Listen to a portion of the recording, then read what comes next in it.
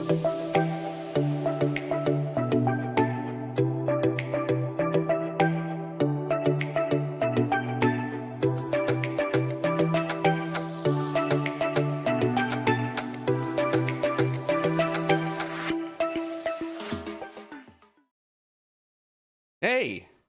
hello, and welcome to an Aaron the Quill special for Hopeful Resistance. Unfortunately, my co-host is not able to join us today, but we still have lots of things to talk about. There's a lot going on. Stuff is crazy. So, in the interim, we're just gonna look over some stuff. I think because it's just me today, we're gonna talk about stuff a little differently.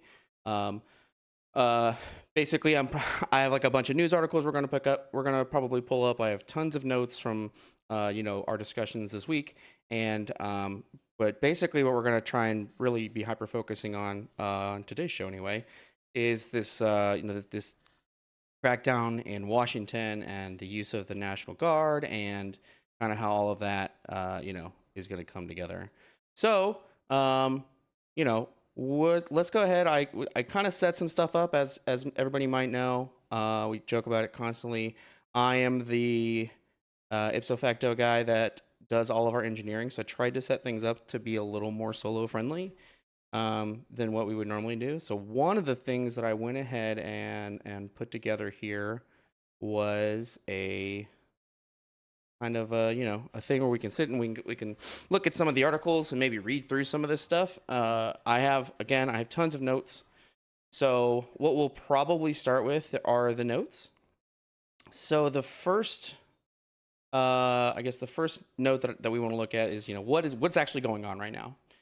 And so one of if you haven't been paying attention, there has been confirmed right now about 1,700 National Guard troops have been mobilized across 19 states.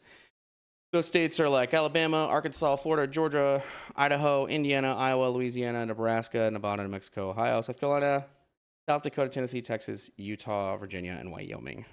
I just kind of blasted those off. Probably going to have a lot of, probably going to see about sharing some of this information in the bottom of the description. But, after I talk with Mom about it, we'll kind of figure out a way to get kind of the list out.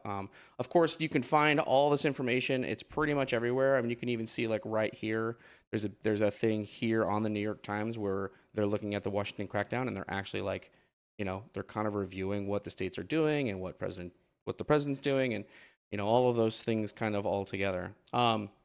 Something else, because it's just me. We're streaming on our Hopeful Resistance channel. I'm also streaming on my personal YouTube channel, although it doesn't seem like it's cooperating right now, so maybe not.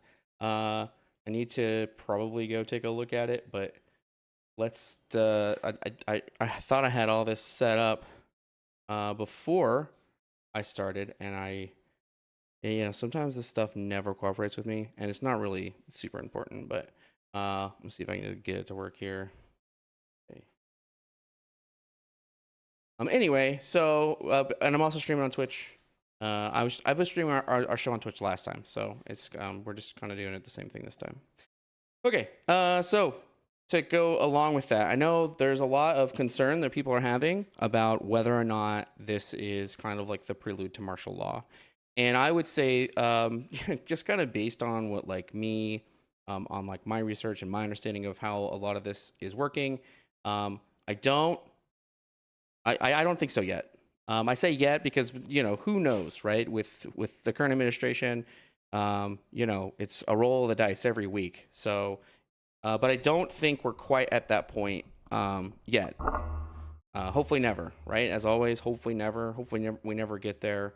And I still think there's a lot of people in the country that just aren't we're not in a place yet where that is kind of like what's gonna happen, right?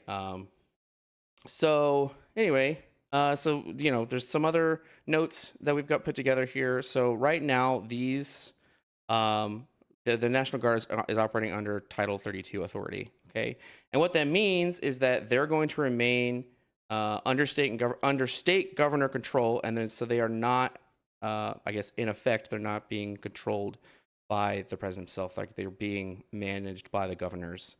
This goes together with right, because there's a lot of checks and balances that go with whenever Title 32 is authorized, especially whenever we're talking about the governors being in control of it. And I'm definitely going to butcher the name of this.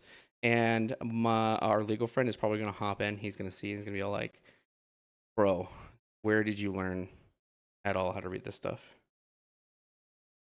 Oh, awesome.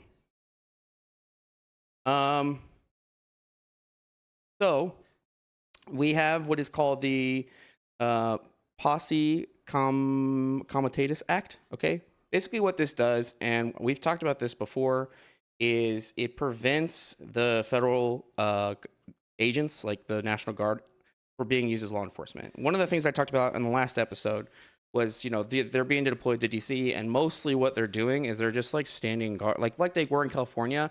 They're kind of just standing guard, like over national monuments and other places. This is just the administration using the military as as a political tool in order to intimidate opponents, right? There's not any real like threat of effect here. Okay. This is something that the president loves to do. Okay. He loves to, use the military as like a political tool to intimidate people that he views as his, opponents, right? As his enemies. And it's one of those things where I always hate it because, as you know, I'm a 10-year Marine veteran, and it's always triggered me how much the president is like leveraging the military to basically like not perform law enforcement efforts, but to like more or less just use them as like the threat of. And it's only because the military in and of itself is supposed to be a neutral entity, right? Their loyalty is to the country, not to whoever is the president of the United States. And there's a lot of like concern that there's a lot of concern that that it's kind of, I don't know. Like, there's a lot of concern that maybe the loyalty is being redistributed, and I can't say that it is or isn't, right? You guys get to see some of my notes. Yeah, yes, we do use AIs here sometimes to help kind of organize and consolidate these things. But I want to remind everyone, we're really big on like doing research all week through this stuff, and this is really, we just tend to use ChatGPT to organize content more than anything. So. Okay, so one of the things that I saw earlier whenever I was cruising over here is there is some reporting, I guess, going on right now that Trump may be preparing to deploy the National Guard troops to Chicago. I was thinking, again, in an effort to kind of maintain a solo run here, that we're probably going to take a look at that, because I actually, whenever I first was logging in and I was getting, the New York Times pulled up, I was getting our notes pulled up, I was getting everything going. I was like, oh man, I should probably watch that, because that is, in my opinion, probably the more concerning side of things, is the possibility of the troops being deployed to, democratically ran cities. It's definitely something that I could see the president doing, and I would be curious, particularly in more like in hard blue states like Chicago, how the Chicago National Guard, how the Illinois National Guard is going to react to that, or how, like, the California National Guard and the Marines. I mean, they were out there again because the orders that they were given are really just like support and logistics orders, which are not a violation of the Constitution. Contrary to what everybody thinks, if they're not performing law enforcement duties, then it's not a violation. And we can all talk about how it should be different, and I can't say that I disagree that it should be different, but it's not, it's not illegal. So let's take a look at this. I want to check this out. Johnson had this to say. According to the Washington Post, the Pentagon has been planning a military deployment to Chicago for weeks. The Post also reporting that plans could involve several options, including sending at least a few thousand members of the National Guard to Chicago as soon as next month. The Washington Post also reporting that there have been talks about using thousands of active duty troops in Chicago, but reports that plan is less likely to happen. Threats to deploy the National Guard to Chicago could come to fruition, according to the Washington Post, with possible plans to deploy as soon as September. This is all in support of what President Trump says is a crackdown on crime. He's such an idiot. National Guard troops have already been deployed in Washington, D.C., and this comes after Trump Friday alluded to Chicago being the next target. Despite these calls, Chicago police data shows violent crime is down in comparison to this time last year. Mayor Brandon Johnson. See, and this is the stuff that they talked about, like whenever there was the big crackdown on DC, right? So there was like the crime rate in DC was down, and then Trump comes out and he's like, oh yeah, crime in DC is completely out of control, and the police union comes out in support. And something that came up about that was me and Mom had gone and looked into it.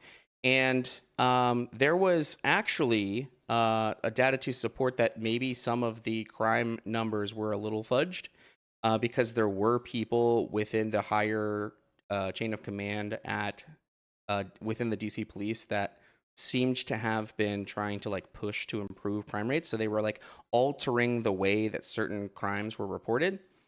I was only able to find like one article that talked about it, and it seemed to like it was an isolated incident, and the commander responsible for that was ultimately like forced to resign and let go. And I can even pull it up because, like I said, we talked about it. So DC crime. No, wait, what was it? It was like DC captain, DC commander, resign or let go for stats. Because, yeah, so like whenever we like, and of course, we're going to see it all over the place. So like this is NBC for Washington, and this might have actually been the article that I forwarded over whenever we were first talking about it, because I'd seen it being talked about, on social media, and seen people saying like, oh yeah, the crime statistics were unreliable. And of course, whenever you see something, don't ever just take it at face value. People are full of shit on both sides.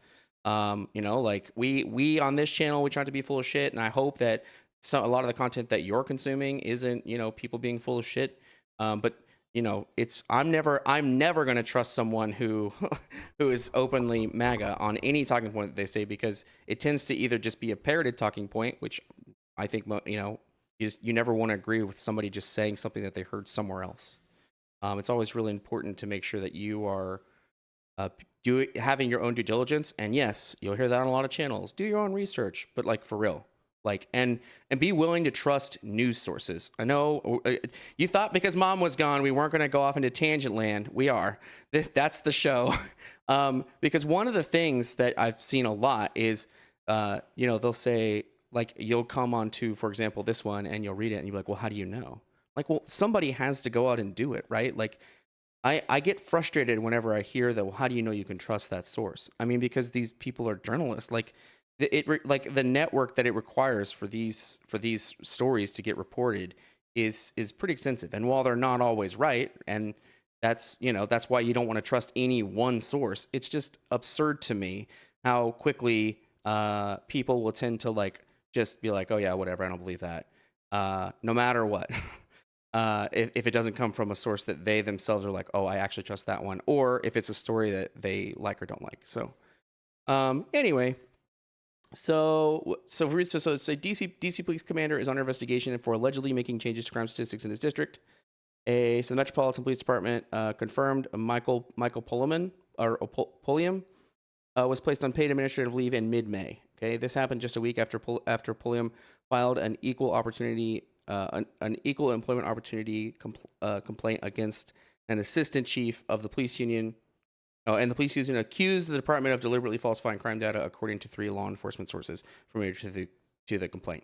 One of the things that we had talked about was like, okay, this was in mid-May, and I'm just struggling with this like conceptual idea that you're telling me that one district and one commander were foobarring these numbers, and then we're saying that the police union is accusing the department of deliberately falsifying crime data. And this is where it does actually explain that kind of further in here, where they were yeah, see, they said it was compared to last year. So if you scroll down, he kind of gets into the details, and we can probably share this link out. But I mean, you can just look it up. I mean, this is local news where they're talking about this, and of course, they got a video down here, and maybe we can watch that. But yeah, sorry. Let's finish what we were doing over here. Johnson had this to say at a block party earlier today. One shooting, one homicide is one too many. And that's why this block club today is so powerful, because it's a reminder of how much work we have to do. Look at all of these young people and these families that are here today. This is who Chicago really is. What's being painted by the federal government is false. We love one another. We support one another. We put our arms around one another. We invest in one another because we know that we are our best keepers of one another. Governor J.B. Pritzker saying in a statement tonight, in part, quote, Donald Trump is attempting to manufacture a crisis, politicize Americans who serve in uniform, and continue abusing his power to distract from the pain he is causing working families. So this is actually where I think a lot of this nonsense tends to come from. Is this is all just it's just all distraction, right? Because it's to distract you from the raising prices. It's to distract you from because the raising prices are, that shit's noticeable. Okay, it's to distract you from like the scarcity of certain goods, right? Because the tariffs are. They'll sit here and talk about, oh yeah, look at how much money we're making from the tariffs, and we've talked about this a lot, and fail to understand that we're the ones paying for it, and that ultimately the cost is not going to be, the burden is not going to be held on the people that are delivering these goods. The burden is going to be held on the people consuming these goods. And so this entire. Like the tariff thing, they'll say, "Oh, we were in a budget surplus." No, we weren't. My understanding is that we weren't in a budget surplus, but that we were in like a trade surplus. That doesn't necessarily mean that the budget was surplus. And we don't have to dive down that rabbit hole. I'm just trying to explain that like all of the cost is going to be bared by the consumer. Okay, the people like the rich people that are on the other end of this, right? They're the ones that are going to ultimately they're not going to lose any money, right? They're going to keep making the money that they make, or maybe even more, and then they're just going to pass the cost down the chain. Like I don't know how about the last time you went to the grocery store, but if you go to the grocery store, meat costs are up everywhere. It's like I remember whenever. Like during the election, there was like this big thing where they were like, it was like a Fox News interview, and I'd have to go find it, where like they're on Fox News, and she's talking about how like, oh yeah, people are going to the store and they want to get beef, but then they see the price of beef and they're like, oh well, maybe not, and then they go down because now they're like, oh, I guess I'll just have to get some chicken. Oh well, the chicken was too expensive. Oh, now I gotta go and get some pork, but the pork is too expensive. And I mean, it's I would argue worse now than it was. And Lieutenant Governor Juliana Stratton referencing the Washington Post directly tonight, saying President Trump is trying to, quote, create chaos. Both Stratton and Pritzker say the state has not received any requests or outreach from the federal government asking for assistance, and say in return the state has not asked for federal intervention. Well, there you go. So yeah, and then over here, this was the DC side of it, which is probably the bulk of what we should talk about right now. I saw the Chicago thing, and I wanted to really get into it. So this video, I'm thinking, is going to. I don't know how that's gonna look on the. Can I make this like picture in picture or something? Probably not, huh? Let's see if this plays. Is under investigation for allegedly making changes to crime statistics in his district. Tonight, the police department confirms Michael Pulliam was placed on paid administrative leave in mid-May, a move that came just a week after Pulliam filed an equal opportunity complaint against an assistant chief. And the police union accused the department of deliberately falsifying crime data. News 4's Paul Wagner has the story tonight. Well, hi there. The D.C. Police Union is putting its allegations on the record tonight. claiming police supervisors in the department are manipulating crime data to make it appear violent crime has fallen considerably when compared to last year. As of today, according to the DC Police website, I hope they elaborate on what considerably means. Because I think it was only like 20. I think it was like 20%. crime is down 25%. A Oh, decrease there you the go. chairman of the police union calls preposterous. The union's allegations come as the former commander of the 3rd District stands accused of doing what the union says is being done day in and day out. To areas where we know that That's Michael Pulliam standing with the chief of police at a recent news conference. At the time, he was the commander of the 3rd District, which patrols the neighborhoods of Adams Morgan and Columbia Heights. In early May, 5 law enforcement sources familiar with the investigation tell News 4 Pulliam was placed on administrative leave with pay and told he was under investigation for questionable changes to crime data. A move that came just about a week after he filed an EEOC complaint against Executive Assistant Chief of Police Andre Wright, according to 3 law enforcement sources familiar with the complaint. The reasons for that later in this story. News 4 reached out to Commander Pulliam for comment. He denied the allegations against him and referred us to the public information officer. As for the union's allegations, So, and I guess that's another piece that probably needs a little more it needs to be extrapolated on, right? So we're not talking about whether it is confirmed that the crime rate was or wasn't manipulated. This is just the union accusing the commander of doing it because he said that crime was down 20% and the union's like, that's preposterous. There's no way that crime is down that much. But I think what we're seeing, at least from my observation, what we're seeing is this is just a conflict of information, right? We don't have any confirmation as to whether or not it is actually false. This is just the union accusing this commander of lying. Whether or not he was or wasn't lying is not at all what we're being given. Chairman Greg Pemberton laid it all on the table. When our members respond to the scene of a felony offense where there is a victim reporting that a felony occurred, inevitably there will be a lieutenant or a captain that will show up on that scene and direct those members to take a report for a lesser offense.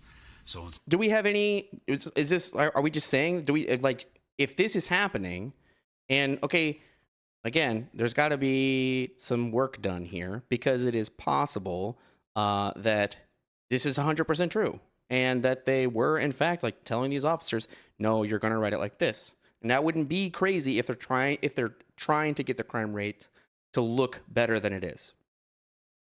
Conversely, the union needs more to back that up than just saying, oh yeah, this is what the officers are being told. Okay, well, was there any documentation of them being told this?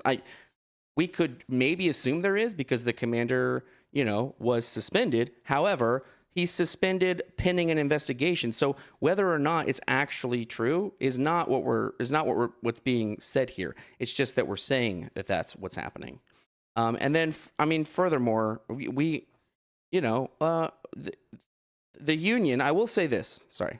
What I will say is that the union does support the National Guard being in DC. Now, I think that's kind of crazy. And whether or not the reason that they're supporting the National Guard being there, again, the National Guard is not functioning as a law enforcement entity. They're there for support. That's their entire purpose is just to be there supporting a DC police. Instead of taking a report for a shooting or a stabbing or a carjacking, they will order that officer to take a report for a theft or an injured person to the hospital or a felony assault, which is not the same type of classification. Greg Pemberton says the police department's command staff is focusing on 2 categories in order to get the numbers to fall. They are armed with a dangerous weapon, an injured person to the hospital. Wait, who? Sorry, who is? Department's command staff is focusing on 2 or a felony assault, which is not of classification. Greg Pemberton says the So Greg Pemberton, that's Police department's command staff that guy, is right? focusing on two categories. I mean, I think in it's that order guy. to get the numbers to fall. They are armed with a dangerous weapon, an injured person to the hospital.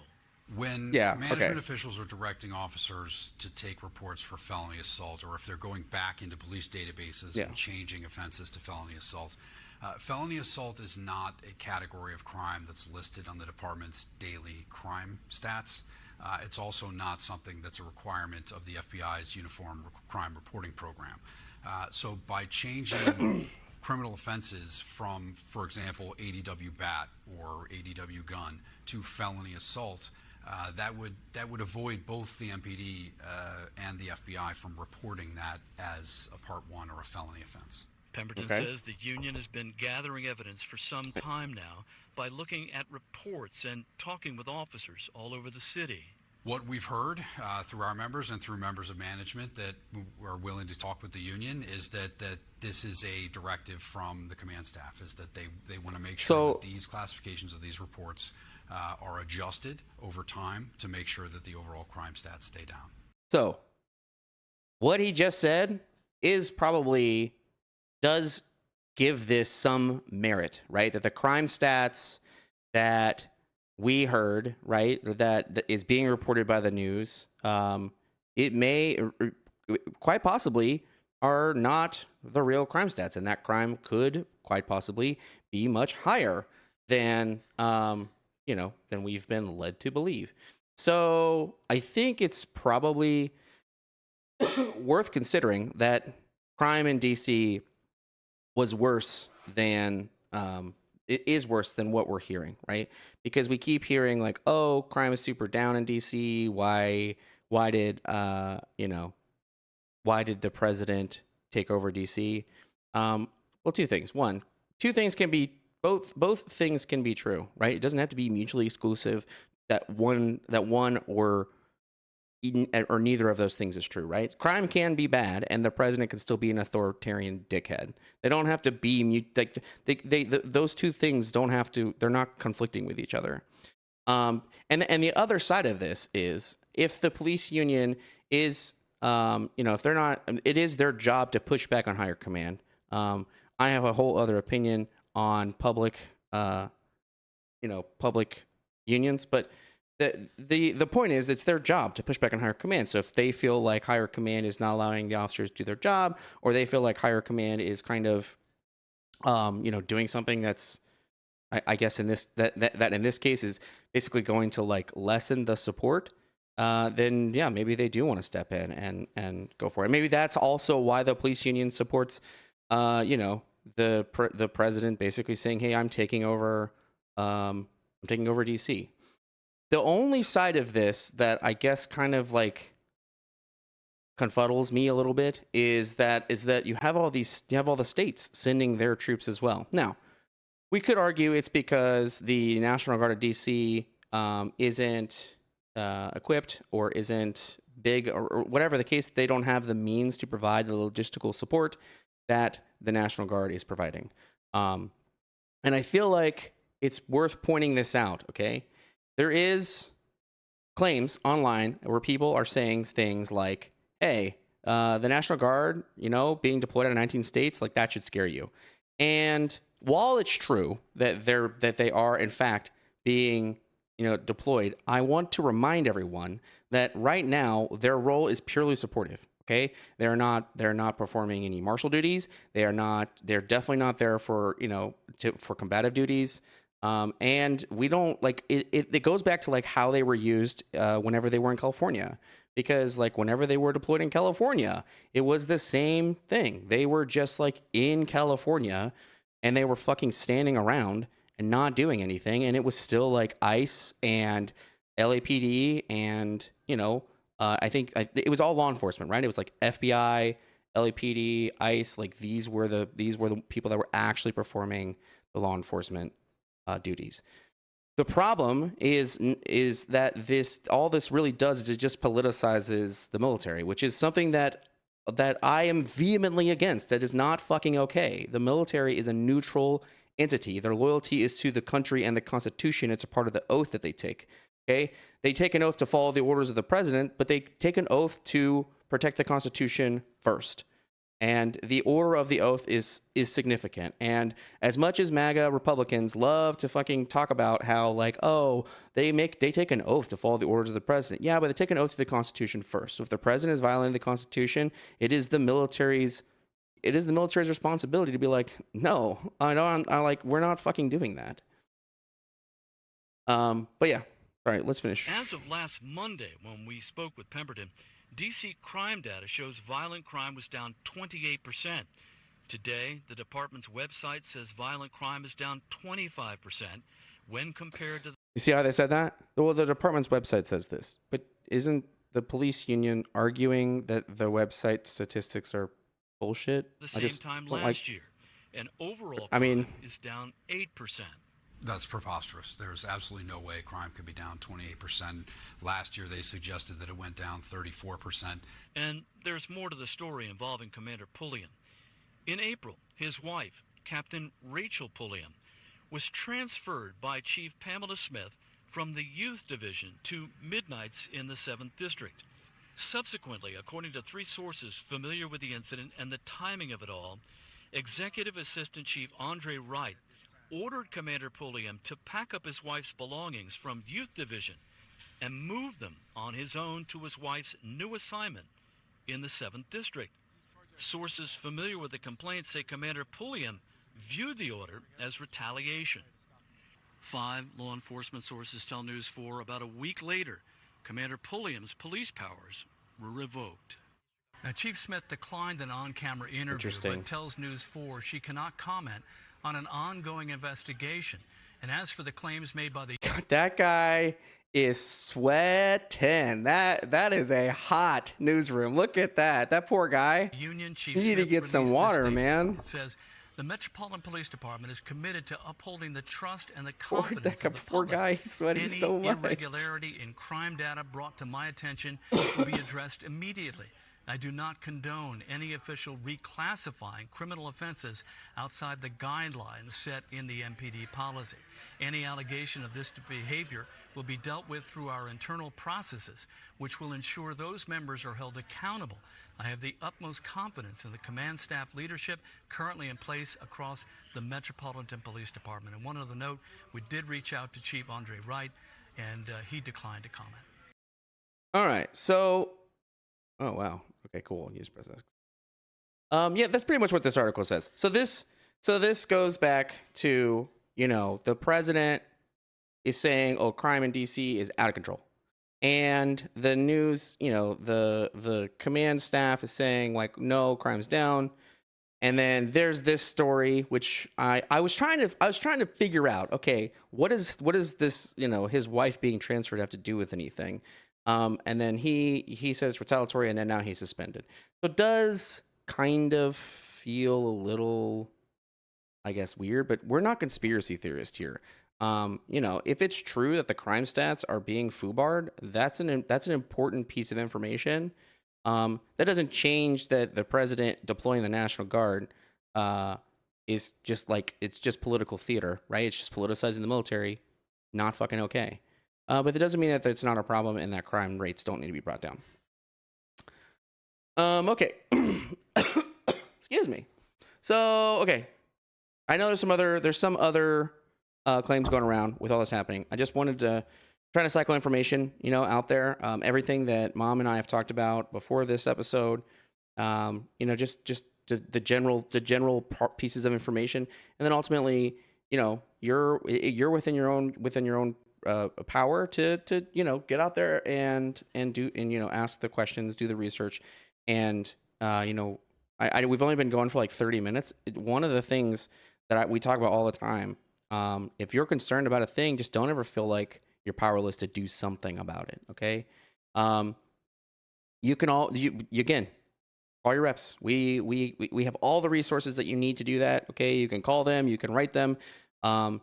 Just you have it within your capacity as a citizen and as a voter to get out and contact the people that represent you. And even if, like me, they don't align with you politically, fuck them. You should be calling them twice as much if they disagree with you, because you need to let them know that we're getting involved here. Okay. All right. So the next claim was that the current administration is planning something bigger. Okay, and this is the first phase. It's really, really important that whenever we see complicated and scary things happening, that we don't just, Mom would love this, that we don't just go and fall back on our lizard brain and just immediately give in to the fear factor of like, oh no, this is so bad. There's no evidence to support that there's something bigger going on. Okay, there are definitely points of concern. There are some firings within the DoD. There are some the current. There is, I mean, from what we've seen, there's some suggestions that the current chief of staff and that a lot of the commanders are loyalists to Trump. There's plenty of commanders that weren't let go, all in every branch of the military. And we could say, oh, well, if the Joint Chief of Staff is on Trump's side, well, then they're loyalists to Trump and they're going to tell the military what to do. I'll say this. Maybe that's a point to be made, but we haven't seen anything like that going to happen. Furthermore, that would require everyone underneath them being just as blindly loyal and willing to follow through with those orders. I think I'm not going to say, because God knows you can't, I'm not going to say that it's not possible and that it's such a crazy batshit idea and how could you think that? I'm just saying that we don't have any evidence that that's what's happening, and just saying it doesn't automatically. You're giving into your fear that this is what's going on. Whereas instead, we could just look and we can see that like all the officially reported objectives that the National Guard is currently following. Okay, they're there for the stuff that I've been talking about. Okay, they're there as logistical support. They are just supporting law enforcement agents in their effort to control, like to perform immigration or crime-related duties. That doesn't make it pretty. That doesn't make it fun, but it is. And again, you want my opinion? They shouldn't be they shouldn't fucking be there. Okay, but there's no evidence that what we're looking at right now is like martial law or some multi-stage authoritarian plan. This is just like, okay, he's called on the National Guard. Again, it's that thing I keep talking about. He's just trying to politicize the military, trying to use them to intimidate people that don't support him, trying to distract from all the bullshit that his policies, his bullshit policies and the havoc that they're wreaking on our economy and the havoc that they're wreaking on everyday Americans' lives. Just, don't just fall into the fear and the nihilism and, just like you still have it within your power and capacity to do something. Okay, so the next claim was that this is all part of a plan and that to eventually claim we're in a national emergency so that he can declare martial law and cancel the election. So let's get down into this. Okay, one, we already talked about this. There's no indication that there's going to be some national emergency that is going to be tried to leverage to plan to cancel elections. Okay. There's no indication that martial law is coming. Right now, everything is still within the legal bounds of Title 32, which we talked about earlier. Okay. Also, martial law is not something that we generally allow. As far as I know, it's not even something that's legal within the confines of the Constitution. There is no legal basis for the government enacting martial law. Okay. So imagine it like this. Okay. There was a man that was president in South Korea. And he was president of South Korea, and during the election, he lost the election, and then he tried to declare a national emergency and tried to enact martial law. And then Congress in South Korea, they did an emergency meeting, and they basically impeached him on the spot, like he was immediately forced out of office. And then, they just took back control of their government, and the election cycle went on as it was. I would hope, and I mean, I can't say for sure because Republicans have no fucking spines, but I would like to think that in general, there's no fucking way that they would okay it. I would like to think that. It's impossible to know. You can't, whenever we get to like levels of intent, or whenever we get to like what do people think, there's no way to know what people think. There is just the hope that they would at least, that there's a line somewhere, right? And now, granted, we thought the line would be the Jeffrey Epstein stuff, and there are a lot of MAGA people that walked away from the movement over the Epstein stuff, and there are still people that are like on social media that are screaming, "Release the Epstein files." Why are we, like Charlie Cook loves to go and like try to not talk about this stuff, and every single time, like this is on Twitter, and every single time you go and like look down his Twitter feeds, it's like, where are the Epstein files, Charlie? Where are the Epstein files, Charlie? And I mean, that dude is the biggest Trump cock guzzler of all time, and even his supporters are not letting him off the hook for the Epstein files. So maybe it would be this would be the final, the camel that the what is it, the stick that breaks the camel's back, where it's like, no, we're not, like, fuck that, we're not going to do that. Again, there's no evidence to support any of it. There's just, if it were to happen, this is one of those things that maybe it's more likely that the alternative is what we would get. Okay, and then let's see. Let's go down. Again, we've talked about how right now. Oh, this is something else. I think that I thought was a very good point. I think it's important to note that right now, all these deployments, I mean, one, they're on Title 32, so it's not even like the president has control of it. These are the governors. They're the ones that are in charge of their troops. They're the ones that are sending it. And again, doesn't mean that they're not extremely loyal to the president. It's just, let's not fall into the lizard brain and just immediately become afraid, like, oh shit, everything's gonna hit the fan, we're so screwed. Okay, there's no evidence to support that, and right now everything is being done within the confines of our laws and our Constitution. It is fucking, there's never been a president that's done these things, but that doesn't mean that what he's doing is outright unconstitutional. Again, a lot of that is just based on my understanding. If you've got contrary understanding, feel free to comment and have a discussion about it too. I mean, there's no reason that there can't be some civil discourse over how this works. But just based on my readings and based on how I understand that these things don't necessarily indicate that we're heading towards the route of martial law. Okay. Yeah. That's still a lot of the stuff that we're talking about. Okay. I'm just trying to, again, we've had these notes, and I read through a lot of it, and I just want, some of it is just kind of like repeat stuff, where we talk about, right now everything is still governor approved, Title 32, like this is all within the confines of the law. Okay. There's been no Insurrection Act. That's actually probably the other one. So the Insurrection Act, which has definitely not been called up for a long time, is basically that if there is just massive amounts of civil unrest, that the federal government can step in and basically quash it. Okay. It seems right now that's not at all where we're at. Okay. There's no Insurrection Act evocation. There's not been any martial law declaration. There's no suspension of elections, and none of those things are happening right now. And whether or not, and I'll say this too, whether or not they will or won't happen, the fear of it happening, I would say, is valid fear. But letting that fear consume you, one is just, it's not going to help you. It's not going to help you at all. Okay, it's going to make you just an overall just a very miserable person, and it could drive you to inaction.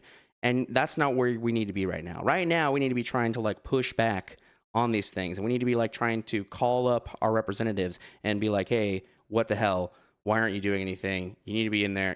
We need to get on this, okay? Because it's not okay, okay? But let's look at the other side of it, okay? We would say, well, none of this is normal. None of this, it's all crazy.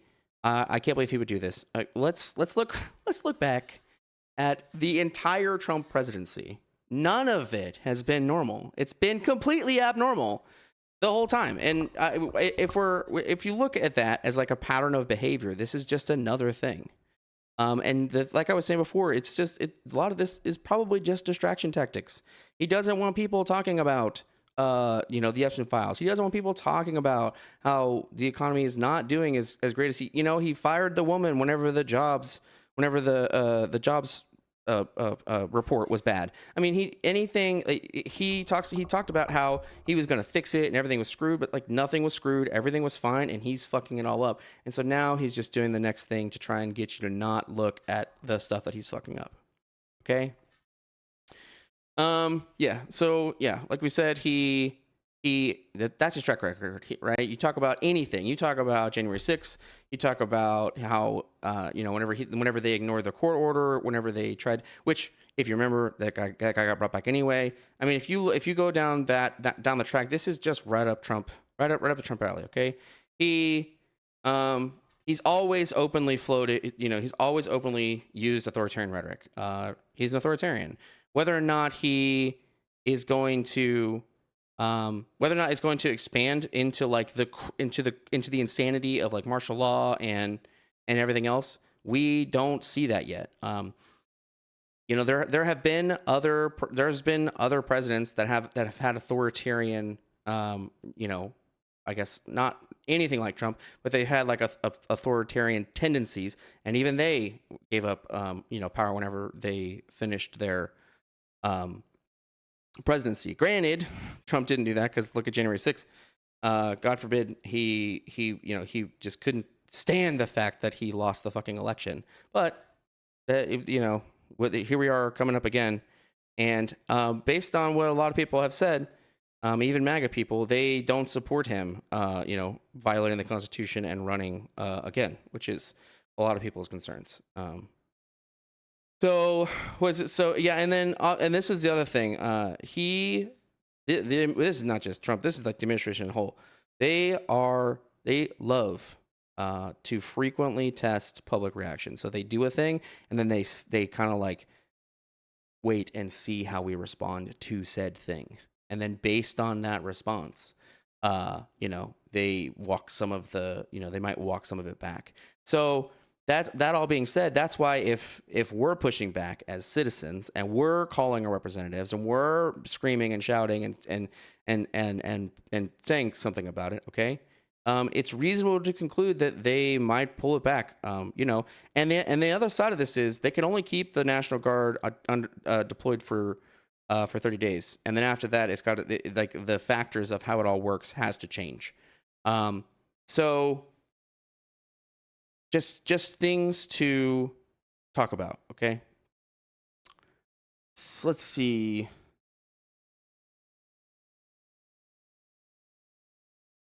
Yeah, I'm sorry. Like I said, I'm reading through our notes, okay? This is actually, and some of this I think is pretty solid points. Because again, a lot of these notes, Mom put together. So thank you for putting these together. This is super helpful to kind of keep me a little on track. And there is going to be probably more stuff that I want to go and read. Although I gotta say, I like Brian Taylor Cohen. I actually saw that interview where Newsom was on Fox News, and that's kind of the perfect way to put it. Dude fucking lost his mind. It was crazy to watch.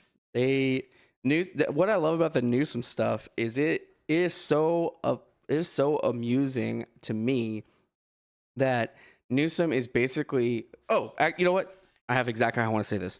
So we have said a lot that the problem with Democrats is not policy, it's messaging. Okay, and you'll hear that pretty much everywhere. Everyone will talk about that. You'll see. I mean, you go and you watch any political commentary that is like that, a Democratic political commentary, or even like reasonable right-leaning political commentary. The problem is not necessarily policies. It's that messaging sucks. Okay. What's amusing to me is that what Newsom and his team have done is they have basically harnessed the MAGA messaging, and they're using it in two ways.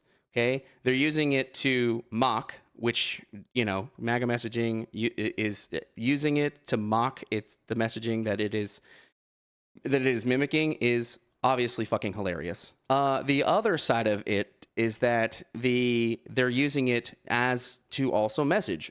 There was a post recently where Newsom like did a thing where he was like, "Oh wow, it's so sad. It's so sad that President Trump is just obsessed with me, and that Fox is obsessed with me, and they just keep talking about me. They hate that I make California amazing, that people have affordable health care, and that people are able to buy groceries." And he did like a big long Trump, like all caps Trump style rant about like policies in California. So he was like I'm saying, he was simultaneously using the MAGA messaging platform to spread Democratic messaging and also mock MAGA. And again, from my position, it's fucking brilliant, right?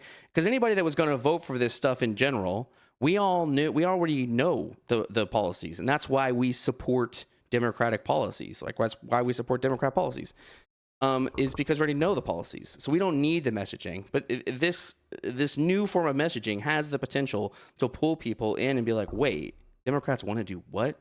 And of course, MAGA will like paint that as like socialism and like totally off kilter, totally off base, bullshit talking, like bullshit rhetoric. But that's what makes using the MAGA messaging as like as your, or the MAGA messaging as your messaging to both mock and message is, I think, super brilliant. So let's see what else. All right. So let's start with this. So if Trump were intent on manufacturing crisis to cancel or delay elections, the Guard deployments, okay, because this is like the worst case view, that the Guard deployments could serve as a normalization of federal troop presence, right? They could be the precedent for citing chaos or border collapse as a national emergency. And he wants to test how courts, governors, and the public respond, and to blur the boundaries of civilian and military interaction. Okay. And this is exactly what I've been, I guess, kind of pointing out, right? Is it likely? I think, again, I don't think that the United States is, at least yet, in a place where like martial law being enacted goes unchecked. Okay. For several reasons. I've talked to my friends about this. You would split the military down. Like I was in the Marine Corps for 10 years, and I met people pretty much of all political views, anecdotal or not. But I'll tell you this: the data supports that. People join the military for tons of different reasons, but the main reason that they join is because they love America. And not in the perverted and like disgusting way that the MAGA crowd has painted loving America. They love America as an idea. Okay, we could talk about all the semantics and all of the the back and there's all the nuances of why America has or hasn't supported its ideas, and that's not what I'm talking about. I'm talking about America as an idea. People love, and then they go and they join the military and they serve. That doesn't make them automatically authoritarian. It doesn't make them automatically pro-MAGA. It doesn't make any of that, right? Like whenever I was in, I worked with a lot of people that voted for Hillary, and back whenever she was up against Trump in his first term. I know a lot of people that I served in the military with that were like supported Kamala. I know a lot of people that supported Trump. I know a lot of people that's the thing that I'm trying to say is you would split the military down the middle if you tried to actually use them as an entity to enact martial law. And we could say, well, they would just follow orders or they would be killed. Maybe, but that doesn't mean that there wouldn't be people not following orders, because it would be so vehemently against their ideas. And yeah, there would probably be people that would follow orders because they'd be afraid of dying. And you know what we call those people? Cowards. It doesn't mean that the whole military is just going to like fully back this happening. What it really means is that we would be like probably catapulted into a civil war, which hopefully is not the path that we're headed on. And Again, hopefully, okay. If that's what it needs to come to, I would fucking hate it, and it would be necessary, right? If Trump tried to enact martial law, then yeah, unfortunately, civil war is the next thing that occurs, which is why I'm also pointing out that it's highly unlikely that that's what's going to happen. Okay.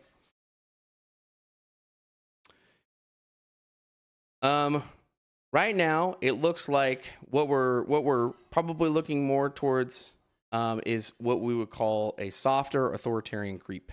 Okay.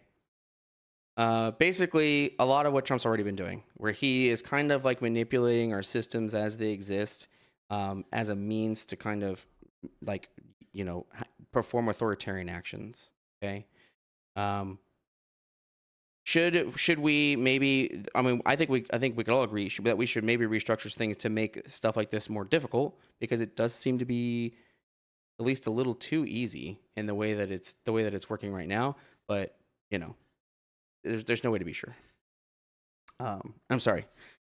I'm talking for an hour. I got to tell you, just like me by myself, talking for an hour, it's a lot. It's really makes me appreciate why like us, like having Mom and me be co-host together, is because then it lets one of us like talk and it lets the other person listen, and then we get to ask questions and bounce ideas and soundboard. Like we've said, her and I, we used to have this call every week. No matter what, we were on call talking, and that's why we started the show, right? After January 6th, we just realized that this is our form of resistance. This is what we want to do. We want to stand up and push back, and this is how we're going to do it. But I don't know, Mom, whenever you get a chance to watch this, I just want you to know that your presence is missed, because it's not as easy going for, an hour and a half, I think is probably what we're going to try and get tonight, by myself versus having you there as a co-host to talk to. So, key guardrails and why they matter. Okay. It's important to remember that because we're on Title 32, these National Guard members from all the other states, not from DC, but from all the other states, right? They have been given to perform these duties in DC. They're still under the governor's control. Okay. It's also important to remember that there's a lot of blue state governors that are pushing back against it. So we just watched the video early on in the episode where we're talking about, how they may deploy National Guard troops to Illinois, and the Illinois governor is like, we don't want that. I'm not calling for it. We're talking about how whenever they deploy the National Guard to California, I mean, Newsom literally sued the office of the president, saying that he didn't ask for them and he didn't have any right to do that. So we are pushing back. I mean, people like the blue states are pushing back against this, this authoritarian push that Trump is currently doing. Let's look at the courts, okay? Even though we have a pretty conservatively tilted Supreme Court right now, they have basically historically like 100% resisted election suspension. So even if there is a push by the president to try and call on a national emergency, to try and enact martial law and cancel elections, the courts wouldn't support that he's able to do that.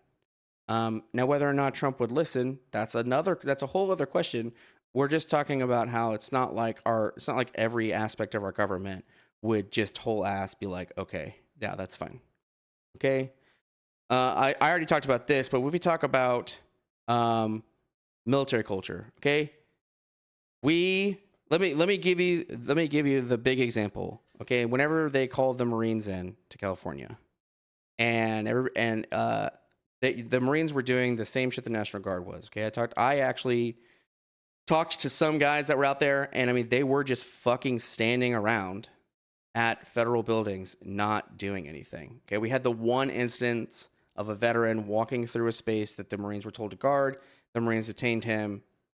Yeah, and nothing bad happened, and people were like screaming about how fucked up it was, and this and that. It was like, no, the Marines were ordered to basically control and isolate an area and to detain anyone that came into the area without authorization. You can You can feel however you feel about it, but the Marines did their job and nobody was harmed. And that guy was ultimately released to LAPD, which was, which is the actual law enforcement. And then he was let go because like it was a nothing burger that people were trying to blow up. But that's why you don't even really hear about it anymore now, because it wasn't actually, people were trying to make it a bigger deal than it actually was. Okay. But that goes hand in hand with the military as a whole, like doesn't want to do domestic policing. Okay.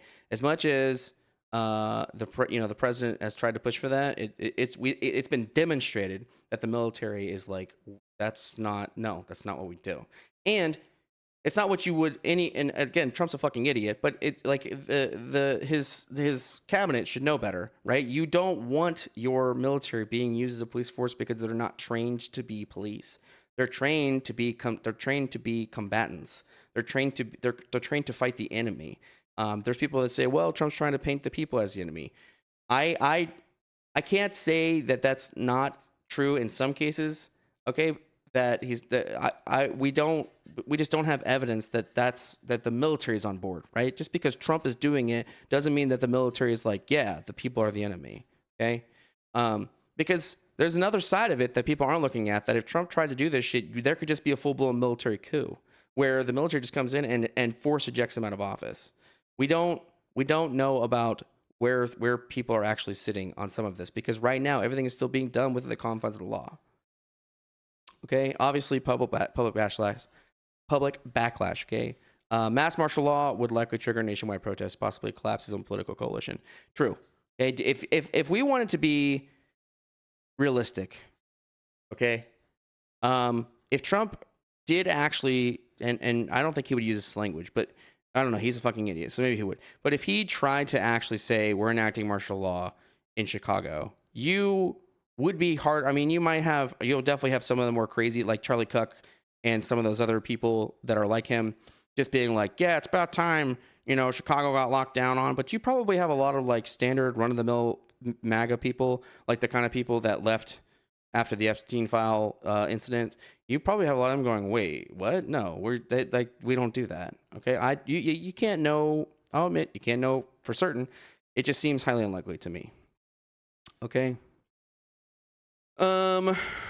Let's see what else. Let's see what else we got in the. Yeah, here's a good one. Check this one out. What's this? There's a week 2. That means there's a week 1, right? Oh.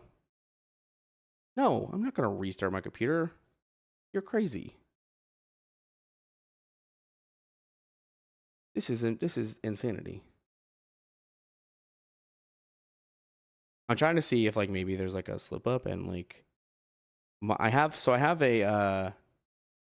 a program like on my computer that lets me like do dual audio, and I'm just like flipping to streamer mode, but like I don't see why this is happening. Wait, let's try a different channel.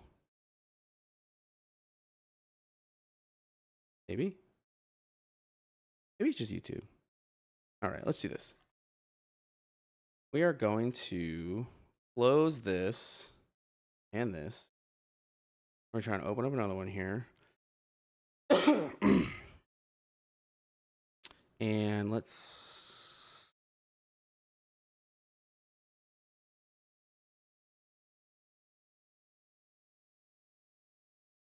You can't see what I'm doing. I'm sorry. I'm trying to...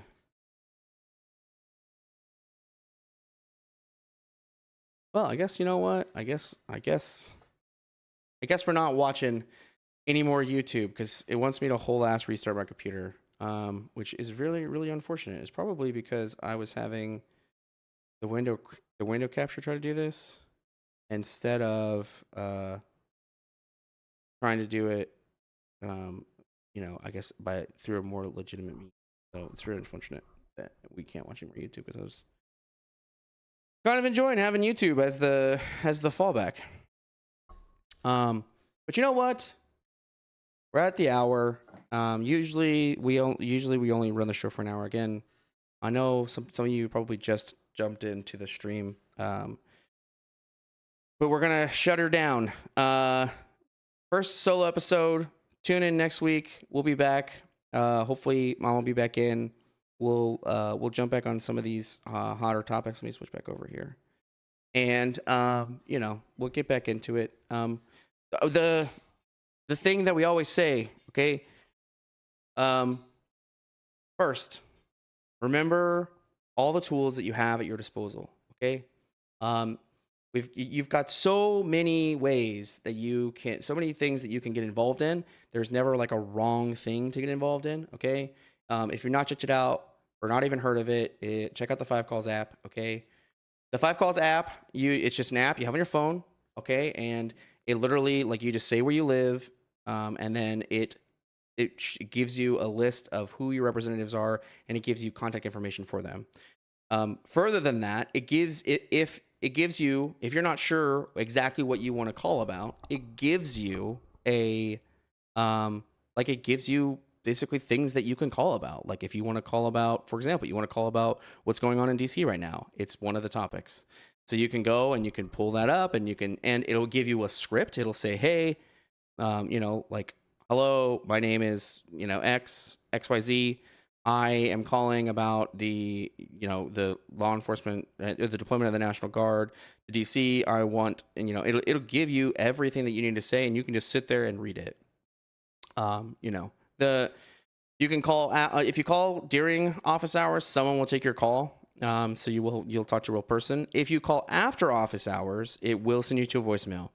Office hours are 7 to 7. So if you don't want to talk to a person, you can always call in between those times, and no one will be there, and you'll go to voicemail. A note: if you do that, you have to give your full address if you do that. Okay. It's just and the 5 Calls app actually tells you that if you call after hours, you have to provide your full address. So just something to remember, because if you don't, then your call won't be recorded. The nice thing about calls is that they have to be recorded. So there's no way that they can just deny that you contacted them. Okay. Also, Everyday Activist on Threads. That was another one that Mom found recently. Okay. It is exactly what it sounds like. It is a way to perform activism through Threads. If you're on Threads, if you're not on Threads, you should get on Threads, because that's where we're at. Mom is really big on Threads and Facebook. I am active on Threads, Blue Sky, and Twitter. We're trying to play the field along with our show. We're also trying to, do it that way. Okay. ResistBot. So, ResistBot is a tool. It's an internet tool that you can use. I think it's also an app, but basically what it does is it allows you to send emails, right? To send basically pre-written, pre-programmed emails. I think it includes letters, includes like a lot of different things that you can do. And it's just a way for you, if you don't want to call or you don't want to be active on social media, both of those are fine. Check out ResistBot, because it's just another tool that enables you to hold your representatives accountable. The next one after that, Mom really likes this one. It's called the Card Campaign. So these are really cool. These are little cards you can print out, and then you can kind of leave them. Some people don't like that form of activism because they feel like they're being I guess passively preachy, right? Where you're ordering food and you're delivering and you're leaving this card behind. In my opinion, don't feel like you're doing passive preaching, because they can throw it away, and it's just how it is.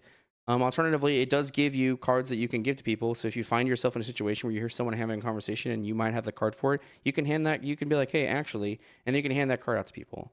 And so it's just a really nice tool that you can have at your disposal. Okay, and that's really all these are. These are all tools that you should be keeping at your disposal. Okay. Next one is Indivisible. We've definitely talked about indivisible.org before. So this is actually the one that I really liked using. Indivisible is a protest website. So if you are looking for protests that are near you, you can go to Indivisible and you can find protests if you want to go to a protest. I found it to be a really good tool because I wanted to attend protest on the No King's Day protest, and I used the Indivisible website. It was great. It was very easy to use, and it told me exactly where I needed to be. And you get out, and if you've never been to a protest, I get it. It can be, especially if you're like socially awkward or you're just generally anxious person. You're going out to this place and it feels like what if you see, oh, what happens if there's a riot? Okay, the stuff that you see on TV is not really what protests are like. Okay, it tends to just be like everybody there chilling and chanting, and like there's not a whole lot of fighting and violence, like you would see, especially the ones that are during the day. I'm not gonna say that there's not some situations where this happens. It just tend to be at night.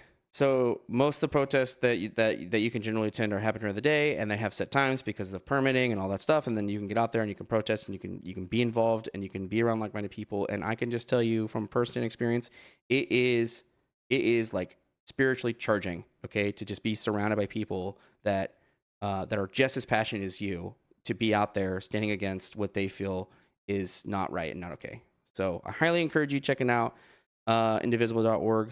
If you go to a protest or not, it's your life. Do what you feel is best. It's just a tool that we like to make sure everybody has. Same with 5051. So 5051 is 50 states, 50 protests, 1 movement is what it stands for. And it is another great website if you're trying to track down. Man, I probably should have been sharing these so you guys can see them. But in fact, give me a second. Let's see. Let's come back over here to shareable. And we're going to go. Nice. All right. 50 protests, 50 states, 1 movement. So this is the same thing. You can find events near you. You can come in here and you can see where the events are going to be. You can even come in here and host events. And Indivisible is the same way. You put in, where you're at, and you can look and join the movement, and you can find groups and local events. You can also register groups. So if you put in where you live, so like you guys know, I kind of live in the DFW area, so I'm going to see a lot of DFW stuff. But you can see, I mean, there's protests all over the place. If you just want to get out and get involved, this is a great way to do it. Okay. Common Cause. This is a new one that I saw we just added. It looks like, let's see. The Common Cause reaffirms its unwavering commitment to fair representation, fair maps, people. So it looks like this might be parental mid-decade redistricting. Okay, so this is actually a new website. It looks like it's kind of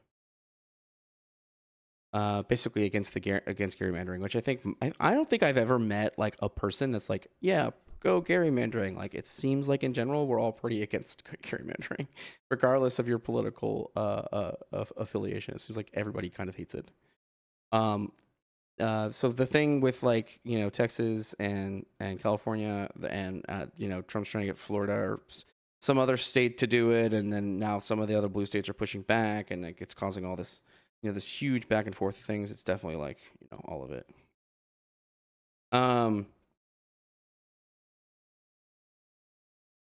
So my mom just texted me.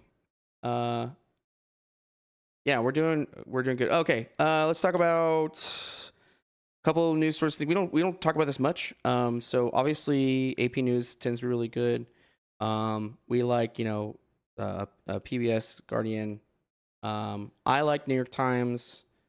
There's a lot of. I would just encourage you that if you are reading something from the news and you don't agree with it, just outright casting it as like not true is not a healthy way to approach information. Okay.